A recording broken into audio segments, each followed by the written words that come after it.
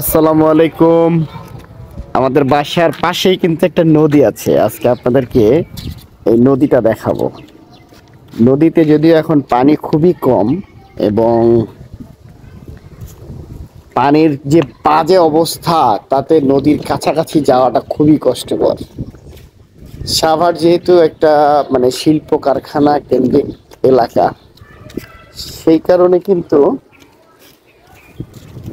এখানে বিশেষ করে কলকারখানার যে রাসায়নিক মিশ্রিত পানিগুলো, এগুলা কিন্তু এই নদীগুলোতে আসলে এসে পড়ে, যার কারণে নদীর পানিগুলো মারাত্মকভাবে কিন্তু দূষিত হয়ে যায়।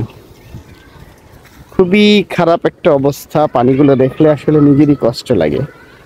আগে খুব ছিল, যখন পানি বেশি থাকে তখন এখানে এসে মাঝে মাঝে সময় কাটাতাম। তখন অবশ্যই এই ঘর বাড়িগুলো ছিল না, এই জায়গাগুলো একদম পুরো ফাঁকা ছিল। ওই যে নদীর ওই পারে মানুষ কাজ করছে। আহ এখানে একটা নৌকা যাচ্ছে, বাট খুব খারাপ অবস্থা পানিগুলোর। যদি একটু জুম করে দেখানোর চেষ্টা করি, নদীর পানিগুলো আসলে পানি নেই আর, একটা বিশ্রী একটা গন্ধ আসতেছে। এগুলো সবই হচ্ছে কলকারখানার ফসল। কলকারখানার অতিরিক্ত রাসায়নিক মিশ্রিত পানিগুলো সব কলকারখানায় আসলে পরিশোধিত না করেই এই নদীগুলোতে ছেড়ে দিচ্ছে, যার কারণে নদীর পরিবেশগুলো একদম খুবই বাজে হয়ে গেছে।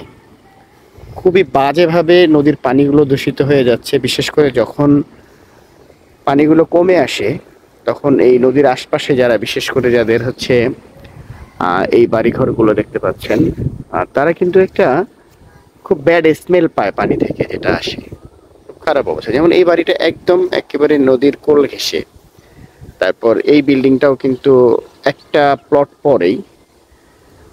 তারপর এইটা তো একদম একেবারে নদীর, এই এই যে দেখা যাচ্ছে যে তাদের হয়তো বা ওয়াশরুমের পানিগুলো পর্যন্ত নদীতে এসে পড়ছে, এরা নদীর এত কাছে।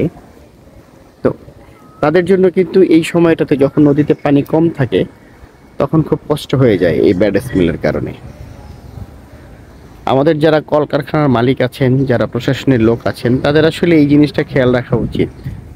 আমাদের নদীগুলোকে, আমাদের নদীর পানিগুলোকে, কারণ নদীতে অনেক ধরনের প্রাণী থাকে, তাদের বসবাসের জায়গা এটা যেহেতু, সুতরাং এগুলোকে রক্ষা করা আসলে আমাদের কর্তব্য। এখান থেকে ওই যে সামনে হচ্ছে মেইন রোড, কিন্তু ঢাকা আরিচা হাইওয়ে একদম। এটা হচ্ছে ওই ব্যাংকটন ব্রিজ, যেটা ভালো দেখা যাচ্ছে না যদিও। এটা হচ্ছে ব্যাংকটন ব্রিজ। আর এই পাশে যে এই সামনে যে বিল্ডিংগুলো দেখা যাচ্ছে, এটা হচ্ছে পুলিশ টাউন।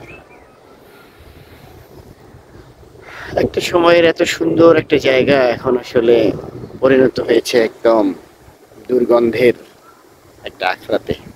যাই হোক, সবাই ভালো থাকবেন। আল্লাহ হাফেজ।